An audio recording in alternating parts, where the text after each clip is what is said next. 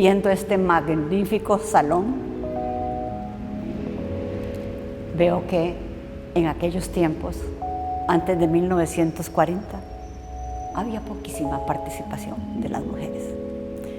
Nosotros logramos avanzar, luchamos por avanzar en la participación femenina y eso no le ha hecho ningún daño al país, le ha hecho bastante bien.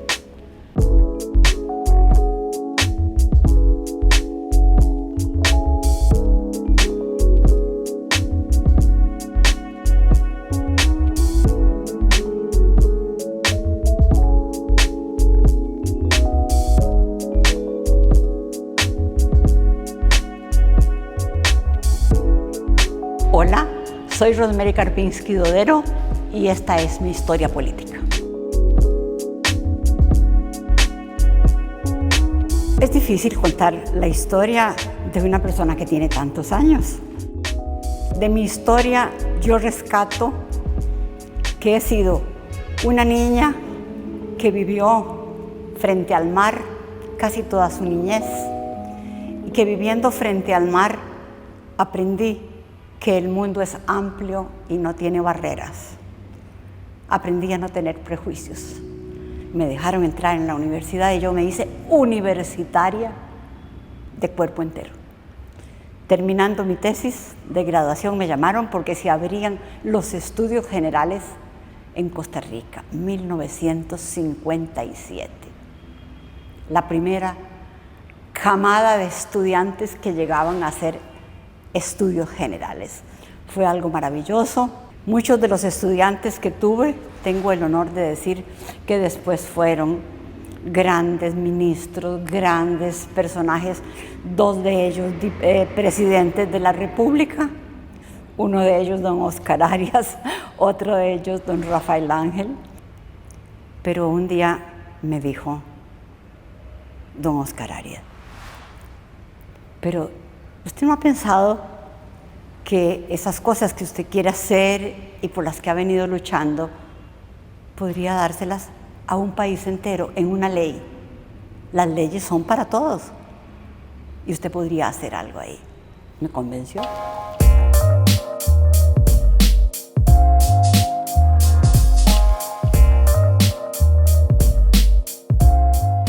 Tenía la preocupación de que en el periodo anterior hubo una candidata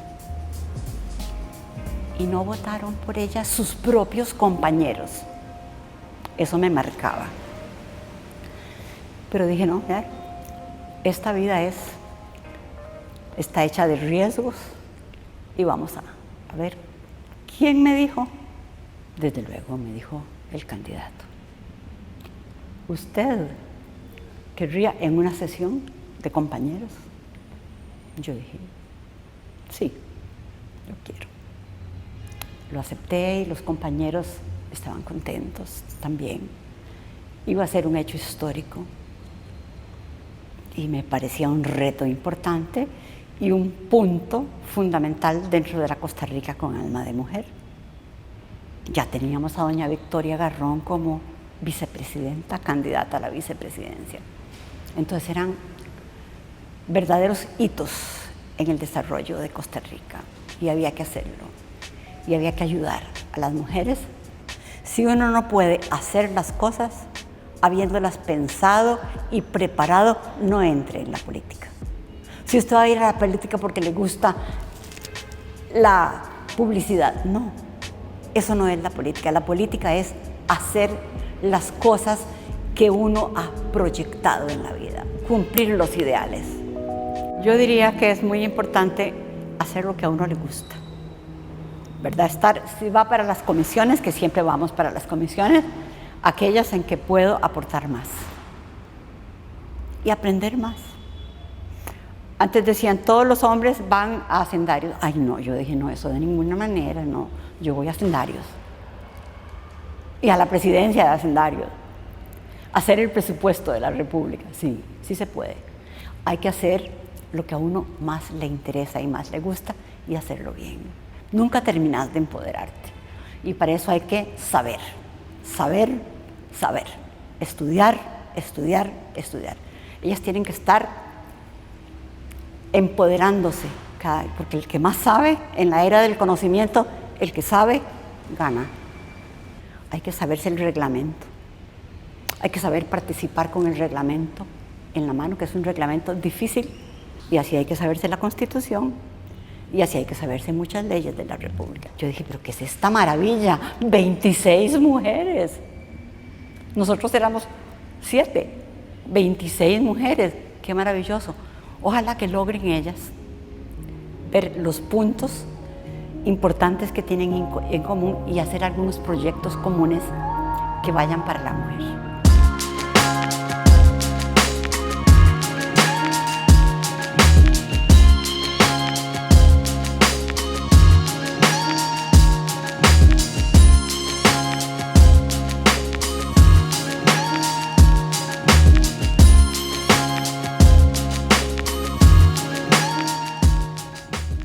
Buenas, soy Rebeca Greenspan y esta es mi historia política.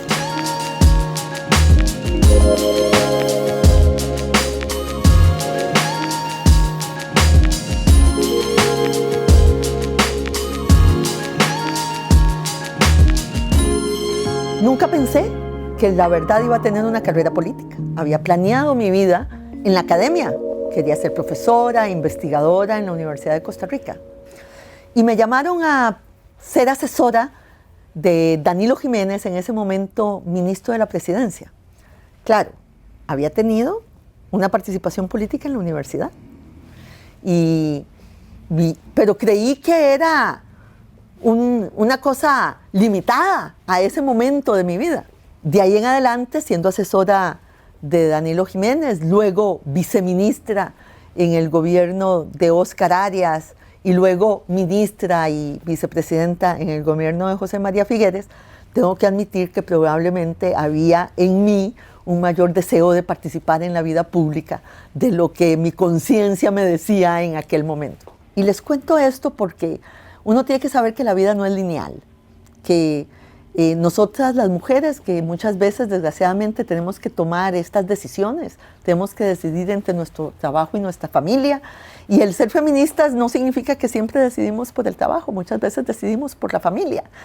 Y lo digo porque tal vez la experiencia esa de renunciar, de decir no puedo llevar todo adelante, no soy supermujer, la sociedad no está preparada para realmente dejar que haya una conciliación familia-trabajo dentro de esta sociedad, independientemente de la negociación al interior del hogar. O sea, muchas veces tenemos que hacer renuncias puntuales.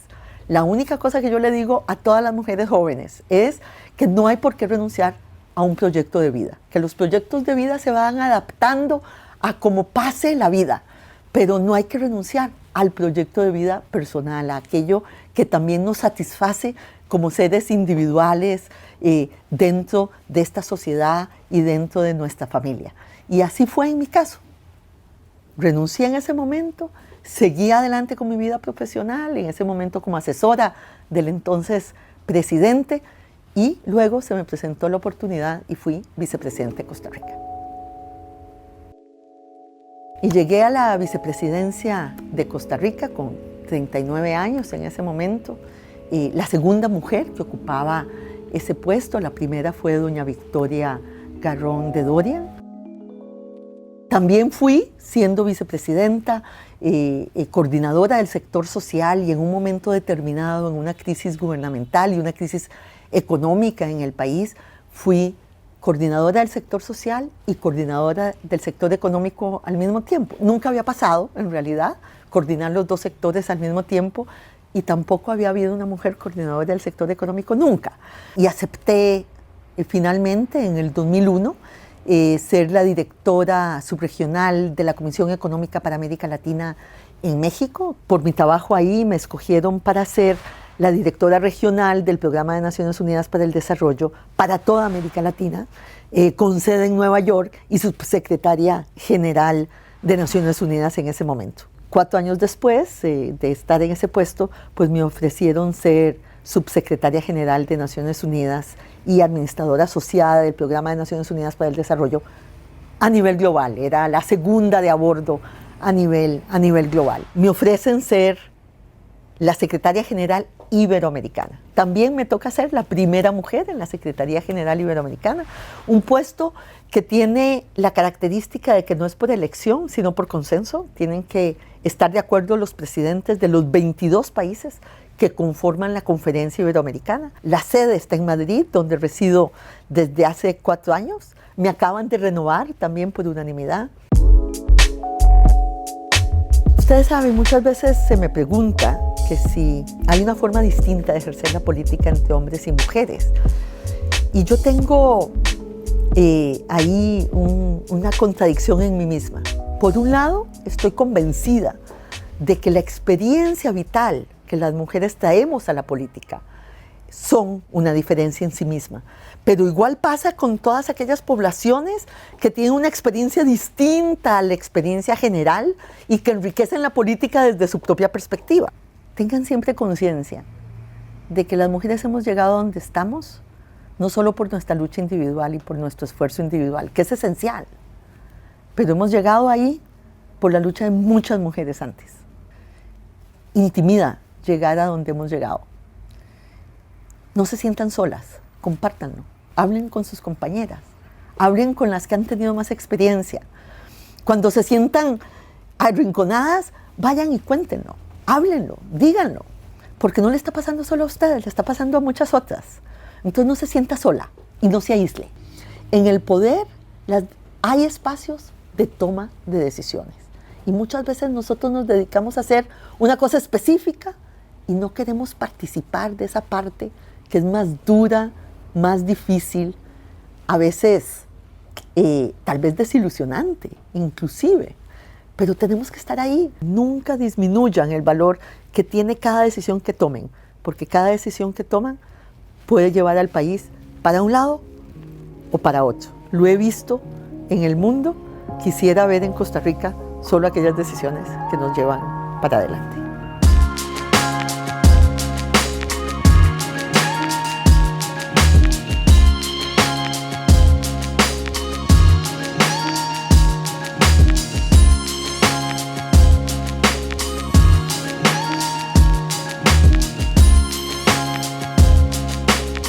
Mi nombre es Astrid Fischel Bolio y esta es mi historia política. En realidad, durante la mayor parte de mis años universitarios, nunca pensé involucrarme en política. Estaba realmente muy interesada en mi trabajo como historiadora e investigadora, dando clases en la Universidad de Costa Rica.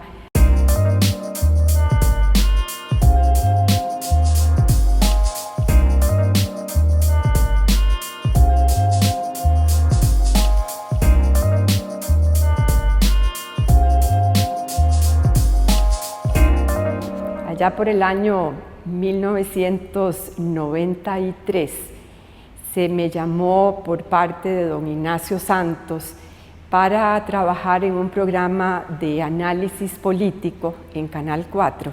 Esta situación tuve la oportunidad de entrevistar a muchas figuras importantes del momento, entre ellas a don Miguel Ángel Rodríguez. Terminada la entrevista, el señor Rodríguez me pidió que le remitiera los libros que hasta el momento había publicado sobre los temas sociales y muy especialmente de educación. Y para mi sorpresa, recibí una invitación a su casa para comentar sobre el tema educativo. Fue una reunión muy concreta, muy directa, en la cual don Miguel Ángel me planteó su interés de que yo me incorporara a su equipo de campaña para dirigir el grupo de educación. Acepté trabajar con don Miguel Ángel, salí del programa de televisión y colaboré durante lo que restaba de la campaña electoral en la definición del programa educativo. Esa primera campaña se perdió y nuevamente me sorprende don Miguel, poco antes de las elecciones, cuando me pregunta si yo estaría dispuesta a aceptar la primera vicepresidencia, porque él programa Triángulo de Solidaridad había calado mucho en la población y él necesitaba a una persona desde el más alto nivel del gobierno llevando a la práctica esta estrategia de participación ciudadana. Iniciamos la carrera política no solamente con la primera vicepresidencia, siendo la ministra de Cultura, Juventud y Deportes, sino con una grandísima responsabilidad. ¿Cuál fue?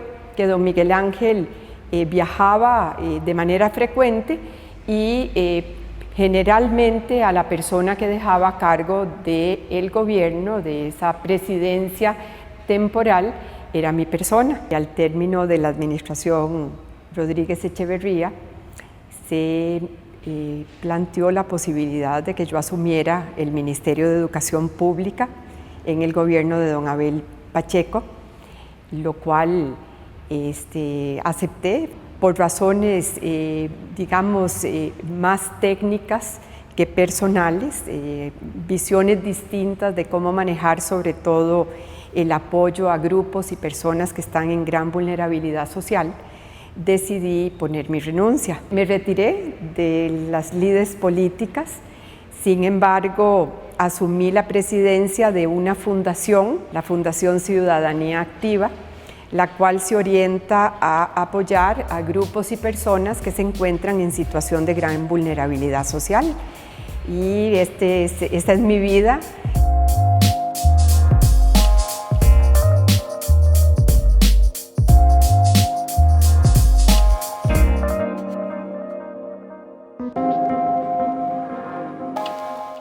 Yo creo que hoy más que nunca las mujeres nos podemos sentir muy orgullosas de las rutas que se han abierto por mujeres no de este siglo, de muchos siglos atrás, pero hoy sí se permite que la mujer asuma con propiedad muchas de las responsabilidades que durante siglos nos fueron negadas.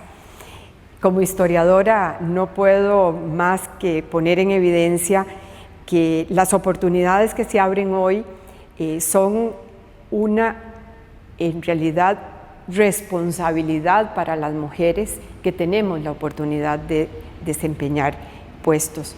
Traten siempre de conocer al máximo la materia que ustedes van a discutir, que van a analizar, que se rodeen de gente preparada, que no le tengan miedo a la búsqueda en internet de diferentes informaciones que puedan ampliar la base de conocimientos, porque en el conocimiento ustedes pueden desarrollar esa confianza. Todos llegamos con temor ante un nuevo puesto, ante una nueva responsabilidad. Pero en mi caso, lo que realmente facilitó los procesos fue el saber que yo estaba buscando la mayor información y la mejor asesoría para llegar a una mesa y decir, señores, yo conozco del tema, yo tengo una idea de lo que puede ser la ruta de trabajo y sobre esa base la seguridad que yo proyectaba se tradujo en la mayor parte de los casos en el respeto que se generaba hacia la figura que por el momento, porque es un tema temporal los que asumimos puestos públicos, que por el momento estaba asumiendo un puesto de dirección.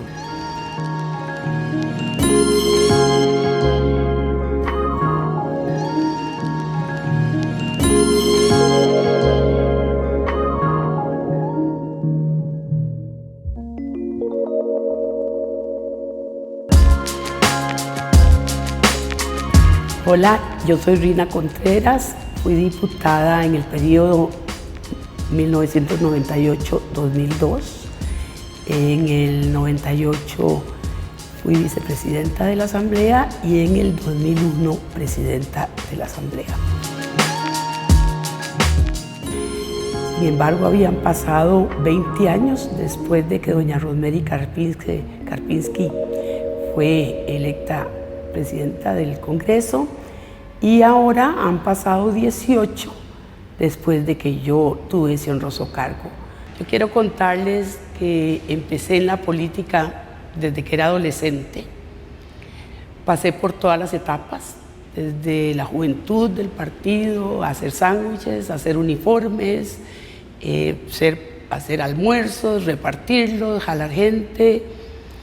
Y fui llegando así a las asambleas distritales y nacionales de nuestro partido, en donde fui desarrollando lazos muy importantes, no solo de amistad, sino en el que convergían valores e ilusiones, ideales.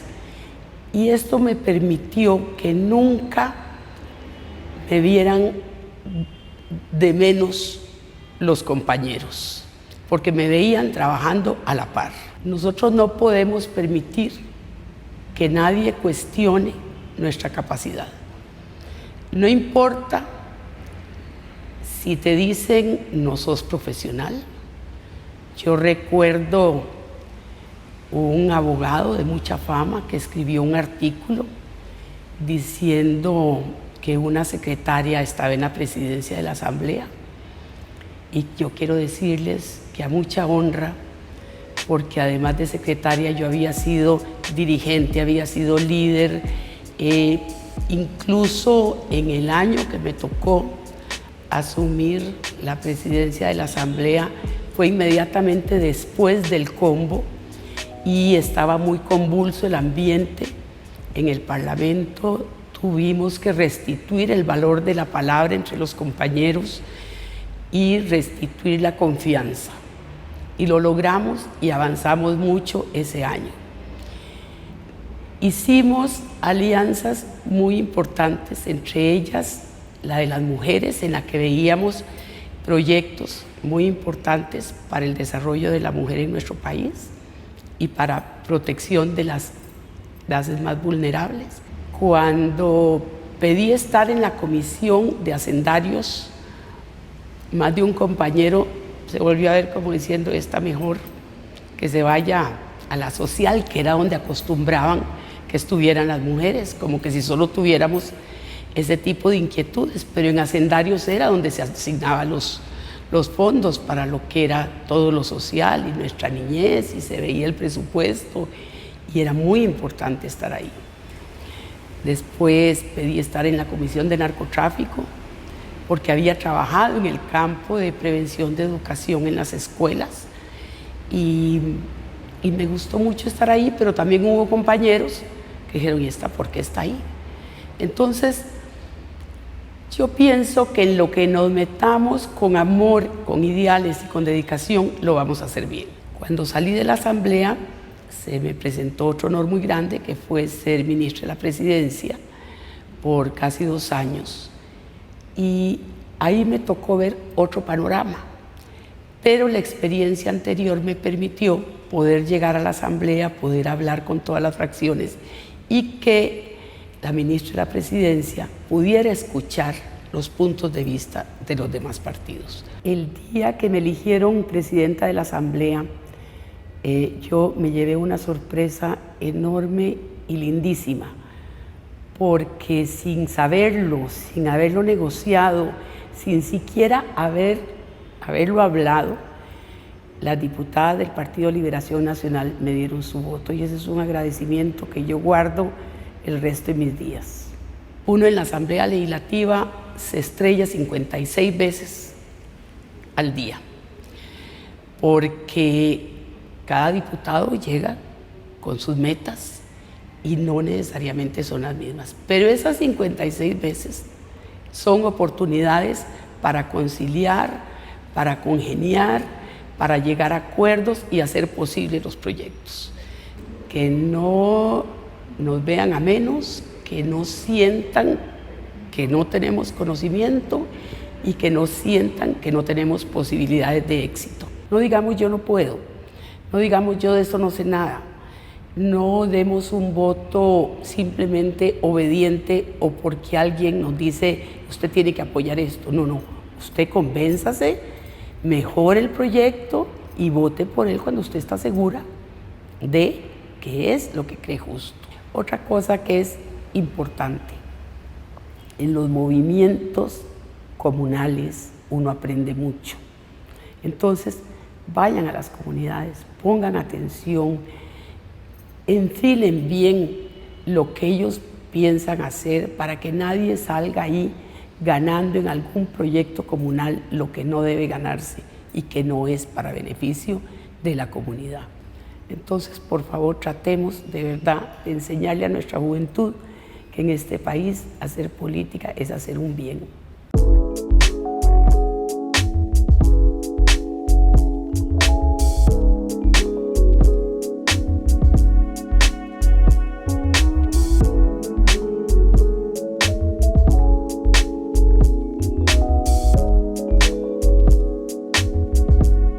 La política se vivía con mucha ilusión y en el marco de muchísima festividad, de manera que pasé por casi todas las etapas que los niños pasábamos en esa época, desde censar en mi barrio a la gente que iba a votar y por quién iba a votar, como guía de escuela, como miembro de mesa. Luego vino la etapa de la adolescencia, en la que ya sin lugar a dudas yo me venía orientando hacia temas ligados a preocupaciones públicas, sociales, nacionales. Escojo estudiar ciencias políticas, me incorporo a la vida universitaria y ahí inmediatamente también me uno a fuerzas políticas que buscaban hacer algo desde el gobierno universitario.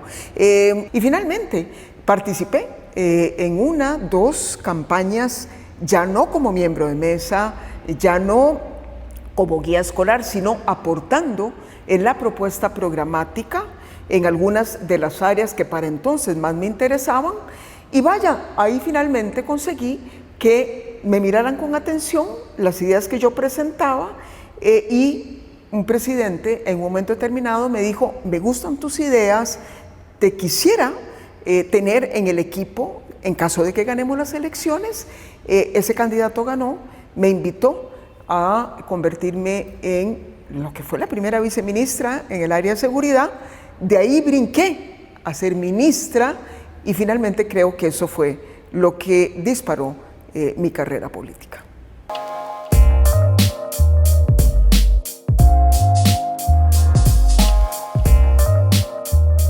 La mujer tiene mejores condiciones para validar al otro, para escucharlo, para poder trabajar en equipo, para inspirar liderazgos más de tipo horizontal y colectivos.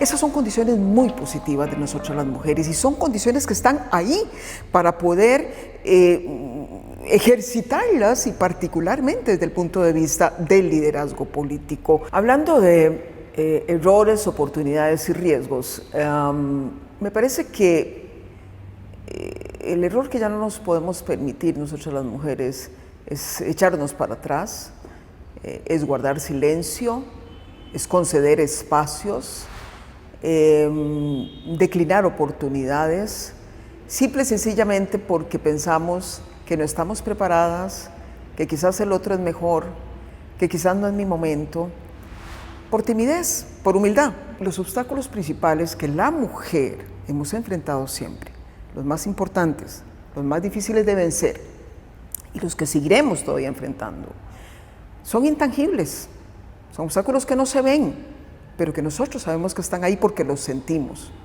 Es el valor, digamos, el peso de la cultura, el peso de los prejuicios.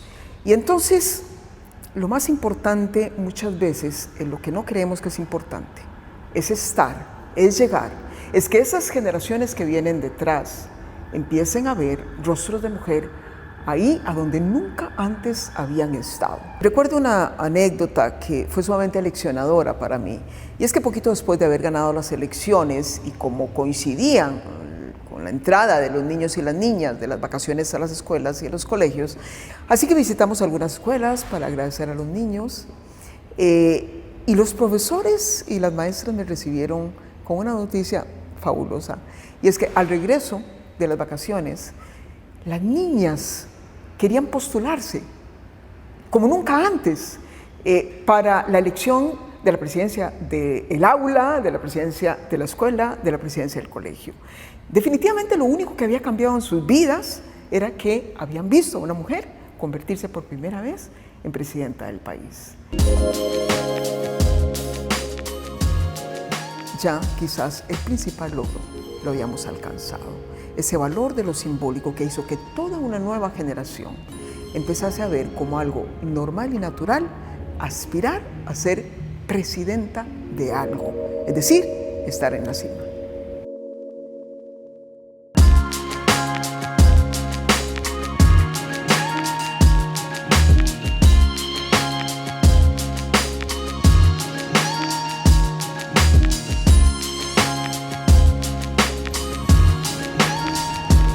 Soy Ana Elena Chacón y esta es mi historia política.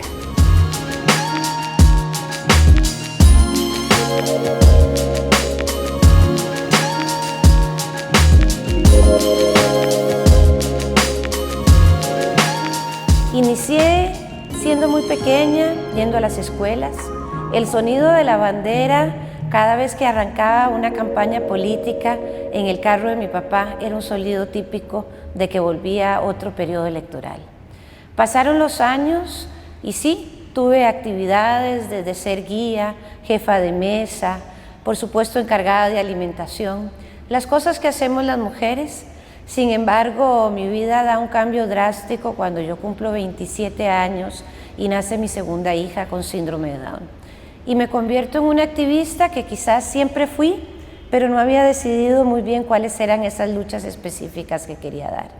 Y en ese proceso de mi historia, pienso que desde las ONGs no voy a poder alcanzar las transformaciones macro que se necesita para que se viva en una sociedad sin discriminación. Entonces empiezo un proceso de involucrarme con la institucionalidad del Estado. Primero, asumo la presidencia del Consejo Nacional de Rehabilitación y Educación Especial ya por el año 93. Luego en el año 98 empiezo a trabajar ya un trabajo a tiempo completo en el gobierno de Miguel Ángel Rodríguez Echeverría y ahí también entonces empiezo a entender la importancia de la participación ciudadana y los consensos con las comunidades como directora general del Triángulo de Solidaridad. Cuando termine ese periodo, me dan el enorme reto de ser viceministra de Seguridad Pública, una mujer a cargo de los policías. Habíamos pasado pocas y seguimos siendo muy pocas. Decido salir del Ministerio de Seguridad Pública más o menos unos 9 meses antes de las elecciones del 2006 y postulo mi nombre para el Congreso de la República. Pasé realmente a la Asamblea con una diferencia de 450 votos con mi contendor. Eso me enseñó que cada voto cuenta. Al ingresar a la Asamblea Legislativa me propuse hacer la gran reforma social que quería yo en ese momento, que era una ley del Fondo de Asignaciones Familiares que nos permitiera mayor agilidad, una lucha contra la pobreza frontal y una rendición de cuentas y valoración de los indicadores de donde dejábamos los dineros. Pero igualmente adopté otras leyes que no eran mías, como fue la ley de penalización de la violencia contra las mujeres. Y como vicepresidente de la República he tenido una labor que realmente para mí ha sido la más importante que he hecho en mi vida, y es bajar la pobreza de este país. Yo le digo a las mujeres en general que no tengamos miedo, pero todas hemos tenido. Que no permitamos que eso nos paralice, aunque nos paremos por un momento a respirar. Que sigamos adelante. Obviamente, la solidaridad entre nosotras es algo que debe de prevalecer en cada decisión que tomamos. No estamos a veces acostumbradas a que la voz de mando provenga de otras mujeres para nosotras mismas, pero sí puede provenir. También podemos entonces con esa voz impactar la vida de cientos de mujeres que no conocemos ni que nos conocerán, pero que por supuesto con las decisiones que tomamos su vida podrá tener una mejor calidad en ella. Yo tengo experiencias en seguridad pública donde yo iba de ministra en ejercicio a la cumbre de ministros de la mujer y hacían una rueda, todos los coroneles me dejaban a mí afuera y yo y hacía así, ¿verdad?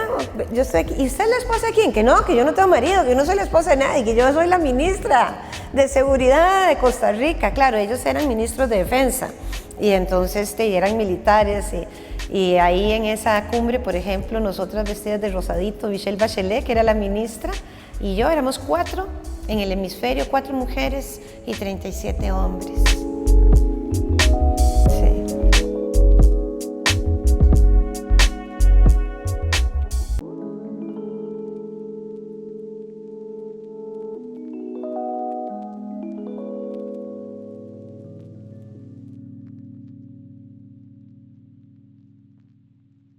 Yo voy a contarles ahora cuál es el costo de que una mujer se atreva a pisar el terreno de la política.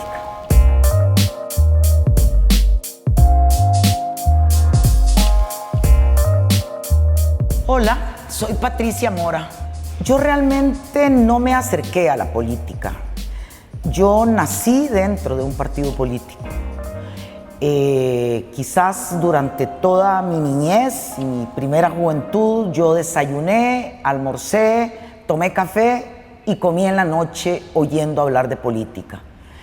Nací dentro de un partido de izquierda en Costa Rica, de lo que era el Partido Vanguardia Popular en aquel momento, del Partido Comunista. Así que no fue ni siquiera una escogencia, era un sino ya de mi vida.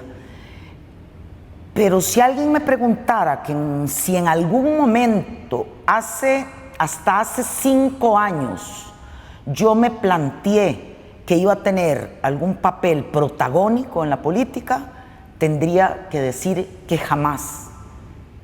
Y hay cosas que son a ratos anecdóticas. Hay un libro que se llama Memorias, que es de un viejo compañero comunista que recoge la historia de los últimos, seguramente de las últimas 7 décadas, la historia de los movimientos de izquierda en este país. Y me he descubierto en 2 fotos. En una era la tarima que pusimos frente a Radio Monumental en 1970. Estaba participando el Partido Acción Socialista. Y en la tarima hay muchos varones y hay una criatura agachada en una esquina.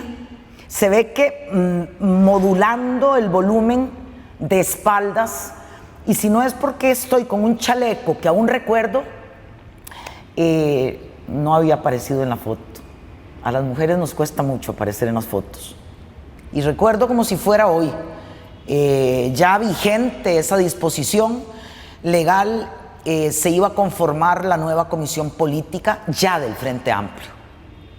Y estando yo en un corredor, ayudando un poco en la elaboración de documentos, nadie crea que era únicamente acomodando sillas, no, dando un aporte en la medida de mis posibilidades. Recuerdo un compañero mío, todavía hoy, que me dice: Patricia, vení, es que resulta que estamos conformando la comisión política, el enlistado para llevarlo a la asamblea fundacional y nos hace falta alguna mujer.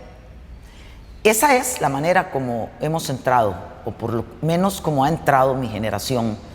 Aún en mi caso, que he sido una mujer afortunada. Yo recuerdo perfectamente que ya sin José, ya casi sin papá y con hijas fuera, estudiando fuera, un día una compañera, una mujer que militaba conmigo, me planteó por primera vez la posibilidad de que yo pusiera mi nombre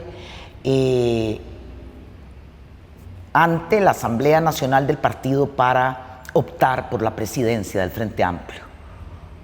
Y quizás no tendría palabras para hoy recordar, esto fue hace 5 años, para recordar la confusión con la que yo me fui a la cama. Yo fui hija de un dirigente político, sobrina de otro dirigente político y compañera de vida de otro dirigente político. Y siempre estuve ahí, creyendo quizás íntimamente que estaba interviniendo plenamente a través de esos hombres a los que he amado y que hoy ya no están. Y un día me tuve que plantear, a ver, ¿y sin esos varones amados podré yo sola? Y resultó que acepté este primer reto. El mundo de la política es un mundo lleno de reflectores, lleno de micrófonos, cruzado por una batalla por el poder, una batalla legítima por el poder. ¿Por qué es que creo que somos indispensables las mujeres para que un proyecto político digno vea la luz? Porque tenemos poca adicción a las cámaras, poca adicción a los micrófonos. Yo siempre he contado que la primera vez que tomé uno en el Parlamento, en ese momento se tomaba el micrófono, a mí me temblaba la mano. Y me tembló más cuando un compañero parlamentario varón se paró, porque yo lo aludí, se paró y me dijo, eso que posiblemente le han escrito. Y yo dije, ok, eso es lo que esta persona considera, que yo soy incapaz de abrir la boca si no hay alguien que seguramente, él estaba pensando en un varón, me lo escribió. Yo tengo que repetir hoy, el terreno de la política es un terreno minado para las mujeres, ¿verdad?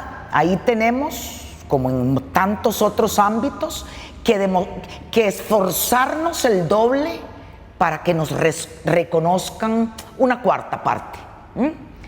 Y pienso que todas y todos participamos, pero que quizás a las mujeres que integrábamos esa instancia de investigación nos fue menos difícil que a los varones, porque pareciera que vamos más allá del texto, logramos leer los subtextos, logramos leer con mayor facilidad miradas o, desgraciadamente, ausencias de miradas.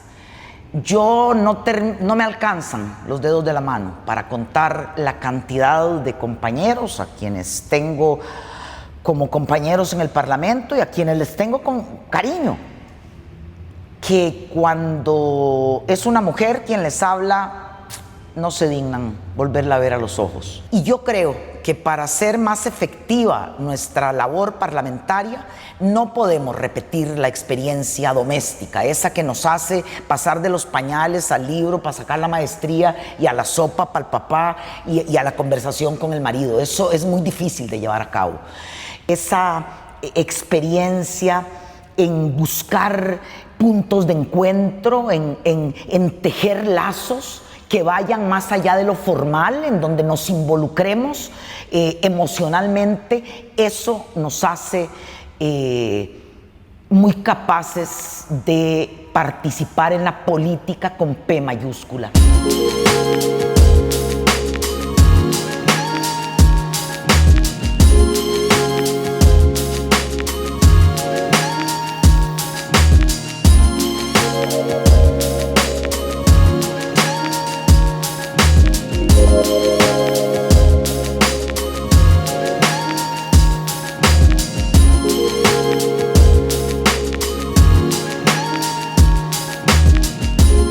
Soy Epsi Campbell y esta es mi historia política. Yo llego a la política desde el activismo. Empiezo a participar desde muy joven en organizaciones sociales, estudiantiles, organizaciones ambientales. Y no es sino ya bastante después de que me invitan a participar en un partido político. Le tenía algunas reservas a la política tradicional. Me parecía que no era ese el espacio. Y sin embargo, yo inicio mi vida política por una invitación que hicieron quienes constituyeron el Partido Acción Ciudadana para presentarme como líder de la sociedad civil, como candidata de la sociedad civil para ocupar una candidatura a una diputación.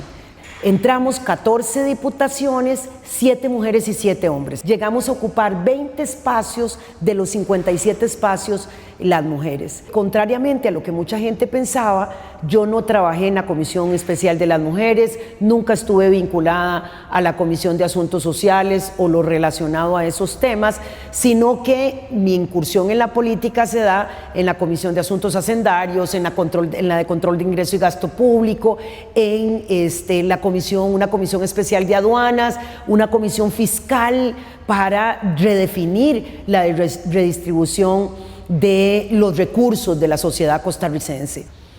Entonces realmente colocarse en el imaginario de una sociedad que nos reconoce tan costarricenses a las personas afrodescendientes, hay un salto cualitativo democrático. Y lo hay también porque eso no fue una discusión en la campaña política de parte de prácticamente nadie. Se había normalizado, digamos, mi tránsito por la política normalizó seguro mi nombre y mi imagen.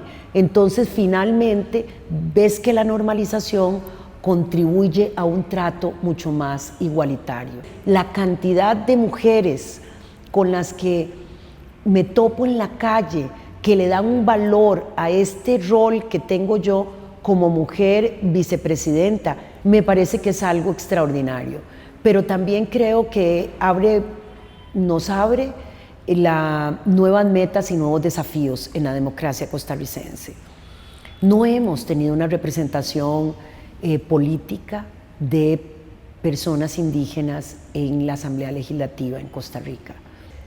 Finalmente una va caminando y va haciendo un montón de cosas en la vida política y tiene que llevar la vida completa. Yo pienso que sin las redes de apoyo sería imposible, con la mamá, con las tías, con las amigas que finalmente no dejan de apoyar, pero hay también siempre esa sensación de que tenés que hacer lo que tu vida política y pública te exige, tenés que hacer lo otro y vivís como una deuda permanente. Y ese primer 15 de agosto se hizo una reforma al reglamento para modificar el horario y que pasara de 3 a 6 de la tarde. Y esa hora, aunque no parezca, le cambia a una la vida. Llegás, por ejemplo, antes de que tus hijas se duerman. Llegás, por ejemplo, para poder compartir y mirar lo que ha pasado durante el día. Eso fue una moción de Laura Chinchilla, y fue, me acuerdo, sí, perfectamente. Laura Chinchilla lo propuso. Ella tenía, como muchas de nosotras, hijos pequeños, y además, una no solamente tiene que hacerlo, una quiere hacerlo. Nos presentan un desafío y nos hacemos la lista de preguntas de si estamos suficientemente calificadas, si lo hemos hecho bien o mal, cuáles son las expectativas que hay sobre los menores de 30. Esa es la generación que va a transformar este país. Esa es la generación. Acuérdense de mí, sobre ellos va a cambiar el futuro de este país.